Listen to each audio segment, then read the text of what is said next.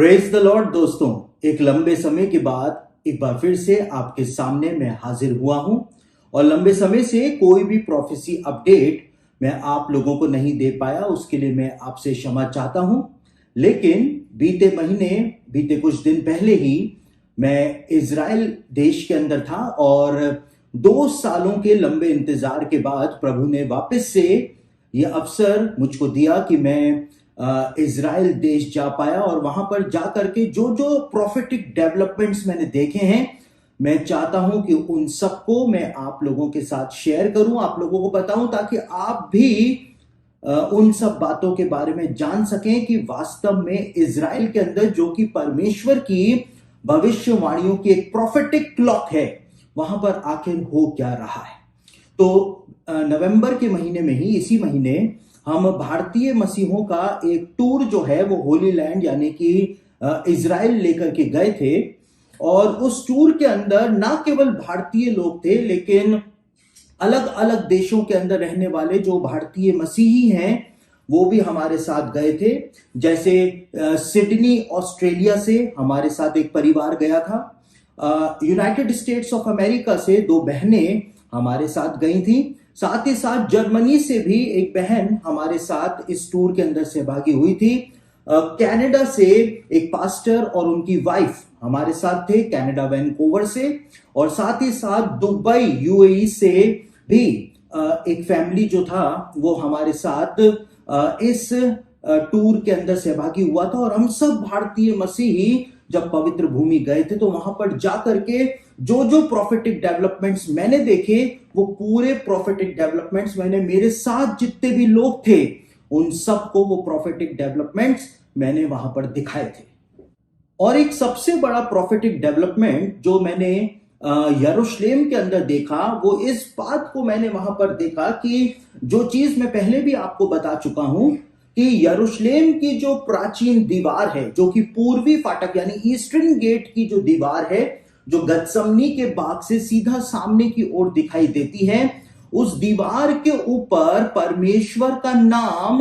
जो पौधे हैं, जो घास फूस है, उसके द्वारा उभरना शुरू हो चुका है। और ये बात मैं पहले ही आपको बता चुका हूं। परमेश्वर का हिब्रू भाषा में जो नाम है, उस नाम की जो हिब्रू स्पेलिंग होती है, वो 4 हिब्रू अक्षरों को मिलाकर के बनती है। और वो 4 अक्षर कौन से होते हैं? वो 4 अक्षर होते हैं यूद हे वाव हे।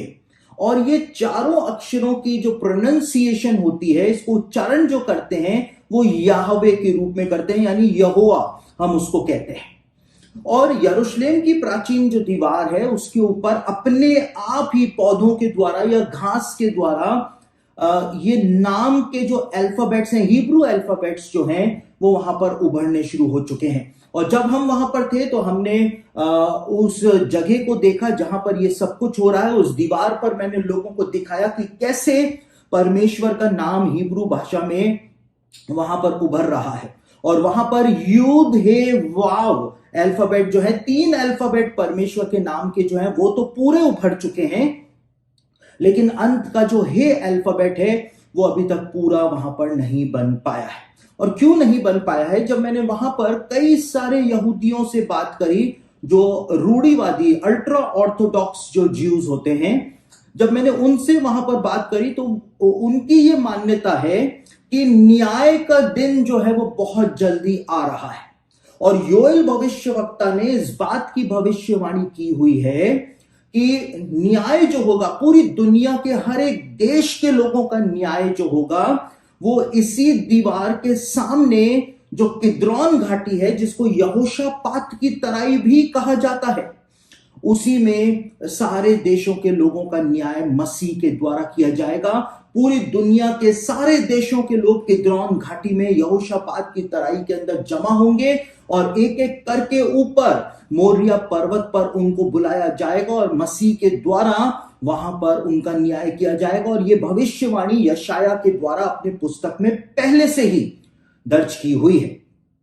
तो जो अल्ट्रा ऑर्थोडॉक्स यहूदी लोग हैं वो इस बात को कहते हैं कि क्योंकि न्याय का समय निकट आ रहा है और इसीलिए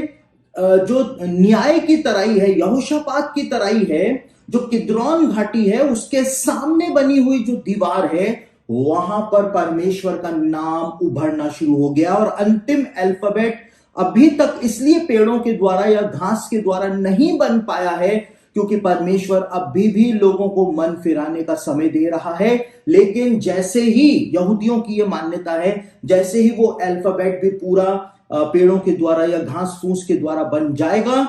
तो मसीह जो है वो यरूशलेम में आ जाएगा और दुनिया के लोगों का न्याय किद्रॉन घाटी में या यहोशापात की तराई के अंदर फिर किया जाए। और ये एक बहुत बड़ा प्रॉफिटिक डेवलपमेंट है मेरे प्रियो, क्योंकि अभी 2000 सालों में पहली बार जब किद्रॉन घाटी में यानी यही यहोशापात की तराई में जिसके जो गत्समनी के बाग और मोरिया पर्वत के बिल्कुल बीचों बीच है, यहां पर 2000 सालों में पहली बार जब खुदाई की गई तो पता लगा कि यहां पर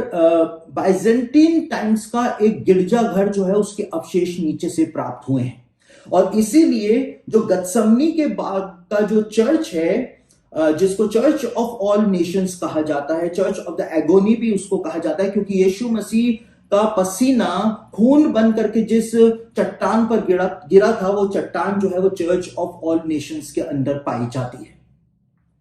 तो उसके सामने ही जब एक और बेजेंटीन जमाने का चर्च मिला है, तो जो गत्समनी के बाग का जो एडमिनिस्ट्रेशन है अब वो एक अंडरग्राउंड पैसेज वे बना रहा है जो कि सीधा लोगों को गत्समनी के बाग से सीधा किद्रॉन की घाटी में यानी यहोशापात की तराई में ले जाएगा। क्योंकि गत्समनी के बाग का जो चर्च एडमिनिस्ट्रेशन है वो चाहता है कि दुनिया के लोग जब गत्समनी के बाग में आए तो वो जा करके यहोशापात की तराई को भी देखें, जहां पर पूरी दुनिया के लोगों का न्याय जो है वो किया जाने वाला है, मसीह के द्वारा किया जाने वाला है। तो ये एक बहुत इंपॉर्टेंट प्रॉफिटिक पैटर्न है, एक डेवलपमेंट है। क्यों डेवलपमेंट है? क्योंकि लिखा हुआ है, प्रेरितों के काम में भी इस बात को बताया हुआ है कि यीशु मसीह जैतून पर्वत से स्वर्ग पर गया था और वो जैतून पर्वत पर ही वापस आएगा। और जो जकरिया के 14 अध्याय के अंदर भी ये भविष्यवाणी हमको पढ़ने को मिल जाती है। तो जब यीशु मसीह जैतून पर्वत के ऊपर उतरेगा और फिर वहां से वो गत्समनी के बाग तक आएगा, क्योंकि गत्समनी का बाग जैतून पर्वत के बिल्कुल तल में है, और जब गत्समनी के बाग में आएगा और वहां से वो किद्रॉन घाटी से होता हुआ मोरिया पर्वत तक जाएगा, तो वो पैसेज वे जो है, अंडरग्राउंड पैसेज वे जो उसको यहोशापात की तराई से होकर के मोरिया पर्वत पर पहुंचाएगा, वो पैसेज वे आज तैयार किया जा रहा है और आगे आने वाले कुछ महीनों में वो पैसेज वे तैयार हो जाएगा। और जितने भी तीर्थ यात्री गत्समनी के बाग में जाएंगे वो उसी पैसेज वे से किद्रॉन की घाटी में या यहोशापात की तराई के अंदर जाया करेंगे। तो ये बहुत महत्वपूर्ण है, क्योंकि अल्ट्रा ऑर्थोडॉक्स यहूदी लोग जो हैं वो दीवार के ऊपर परमेश्वर के नाम के आखिरी अल्फाबेट के उभरने का इंतजार कर रहे हैं, और दूसरी तरफ जो गत्समनी के बाग का चर्च ऑफ ऑल नेशंस का एडमिनिस्ट्रेशन है उसने वो पाथवे, अंडरग्राउंड पाथवे जो है, पैसेज जो है उसको बनाना शुरू कर दिया है, ताकि यीशु मसीह जब आए तो जैतून पर्वत पर उतर करके और उसके बाद गत्समनी के बाग से उस पैसेज को लेकर के वो मोरिया पर्वत जा सके। तो बहुत सारे प्रॉफिटिक डेवलपमेंट्स इजराइल के अंदर हो रहे हैं। आज तो सिर्फ एक अपडेट मैं आपको दे रहा हूं, आगे आने वाले दिनों में और भी प्रॉफिटिक अपडेट्स मैं आपको इसी प्रकार से देने का प्रयास करूंगा। तो आप निरंतर मेरे लिए प्रार्थना करते रहें, और यदि आप भी हमारे साथ इजराइल की यात्रा पर जाना चाहते हैं, अपनी आंखों से देखना चाहते हैं कि कैसे बाइबल की भविष्यवाणियां पूरी हो रही हैं, क्या क्या हो रहा है, तो आप भी हमारे साथ चल सकते हैं। 2023 में कई सारे ग्रुप्स को हम लेकर के जा रहे हैं, तो आप चाहें तो हमारे ऑफिस से संपर्क करके सारे पैकेज को जान सकते हैं, किन किन महीनों में हम जा रहे हैं वो सब पता लगा सकते हैं, और हमारे साथ आप भी परमेश्वर के देश को डिस्कवर करने के लिए चल सकते हैं।